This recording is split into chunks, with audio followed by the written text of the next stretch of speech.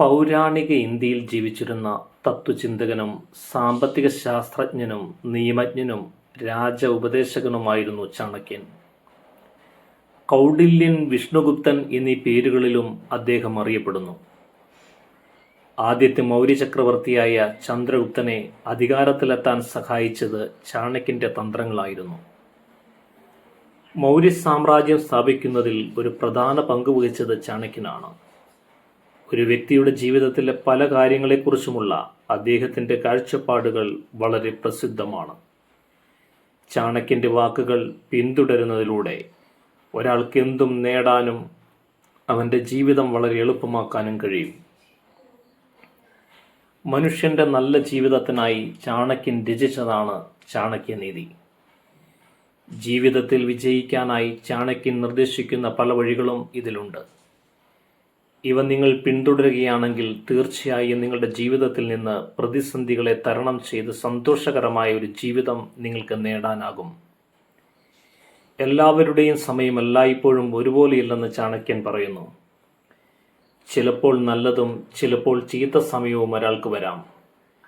ചാണക്യനീതിയിൽ അത്തരം ചില സാഹചര്യങ്ങൾ പറഞ്ഞിട്ടുണ്ട്.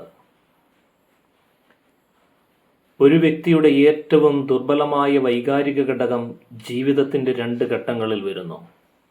ഒന്ന് കുട്ടിക്കാലത്തും അടുത്തത് വാർദ്ധക്യത്തിലും. ജീവിതത്തിൻ്റെ ഈ കാലഘട്ടങ്ങളിൽ ഒരു വ്യക്തി വൈകാരിക പിന്തുണയ്ക്കായി യഥാക്രമം മാതാപിതാക്കളെയും ജീവിത പങ്കാളിയെയും ആശ്രയിക്കുന്നു.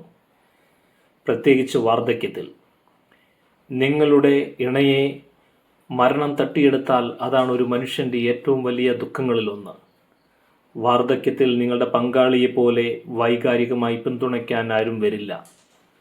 ആ പിന്തുണ പോയാൽ അത് പിന്നീട് നിങ്ങളുടെ മരണം വരെ ഒരു പീഡനകാലമായിരിക്കും. ഈ ലോകത്തിൽ ജനിച്ച ഓരോ സുബോധമുള്ള വ്യക്തിയും അവരുടെ വൈകല്യങ്ങളെ പരിഗണിക്കാതെ സ്വയം ജീവിക്കാൻ കഴിവുള്ളവരാണെന്ന് ആചാര്യ ചാണക്യൻ പറയുന്നു. നിങ്ങളുടെ ശരീരമല്ല, ഇച്ഛാശക്തിയും അറിവുമാണ് നിങ്ങളെ ജീവിതത്തിൽ മുന്നോട്ട് നയിക്കുന്നത്. ഒരു സന്മനസ്സുള്ള ആരോഗ്യമുള്ള ഒരു വ്യക്തിക്ക് ഉപജീവനത്തിനായി മറ്റൊരാളെ ആശ്രയിക്കേണ്ടി വന്നാൽ അതിൽ പരം വിഷമം വേറെയില്ല. ഒരു മനുഷ്യൻ മറ്റൊരാളെ ആശ്രയിക്കുകയാണെങ്കിൽ അവൻ്റെ ജീവിതം നരകതുല്യമാകും. അവനൊരിക്കലും തൻ്റെ പൂർണ്ണ സ്വാതന്ത്ര്യം നേടാനാവില്ല. ദൗർഭാഗ്യത്തിൻ്റെ ലക്ഷണമാണ് അത്. സർവലൗകികമായ ഊർജങ്ങൾ അവനെ മരണാനന്തരം ദൗർഭാഗ്യത്തിലേക്ക് തള്ളിവിടുന്നു എന്നതിൻ്റെ സൂചന കൂടിയാണത്. ചാണക്യൻ പറയുന്നതനുസരിച്ച് എല്ലാ കഠിനാധ്വാനത്തിനും പ്രയത്നത്തിനും ഇപ്പോഴല്ലെങ്കിൽ പിന്നീട് തീർച്ചയായും നിങ്ങൾക്ക് പ്രതിഫലം ലഭിക്കുന്നു. പക്ഷെ ചിലർ നിങ്ങളുടെ പ്രതിഫലത്തിൻ്റെ പങ്ക് തട്ടിയെടുക്കുന്നു. അത് നിങ്ങൾക്ക് സംഭവിക്കുമ്പോൾ അതൊരു നിർഭാഗ്യകരമായ കാര്യമാണെന്നറിയുക. ഒരു മനുഷ്യൻ സമ്പാദിച്ച പണം അവൻ്റെ ശത്രുക്കളുടെ കയ്യിൽ പോയാൽ അയാൾക്ക് ഇരട്ടി പ്രഹരമായിരിക്കും അത്. തൻ്റെ പ്രിയപ്പെട്ടവരിൽ നിന്ന് അകന്നു നിൽക്കുന്ന ഒരു വ്യക്തിയുടെ ഏറ്റവും വലിയ സുഹൃത്താണ് അറിവ്. അറിവ് മാത്രമാണ് ഒരു വ്യക്തിയെ അവസാന നിമിഷം വരെ പിന്തുണയ്ക്കുന്നത്. അറിവിൻ്റെ ശക്തിയിൽ ഒരു വ്യക്തിക്ക് അവൻ്റെ ജീവിതത്തിൽ എല്ലാ ദുർഘടമായ സാഹചര്യങ്ങളെയും മറികടക്കാൻ കഴിയും. ചാണക്യൻ്റെ അഭിപ്രായത്തിൽ ധർമ്മം മനുഷ്യൻ്റെ ഏറ്റവും നല്ല സുഹൃത്താണ്. ധർമ്മം ഒരു വ്യക്തിയെ ശരിയായ പാതം മാത്രമേ കാണിക്കുന്നുള്ളൂ. അതിലൂടെ ഒരു വ്യക്തി തൻ്റെ ജീവിതം വിജയകരവും അർത്ഥവത്തായതുമാക്കി മാറ്റുന്നു.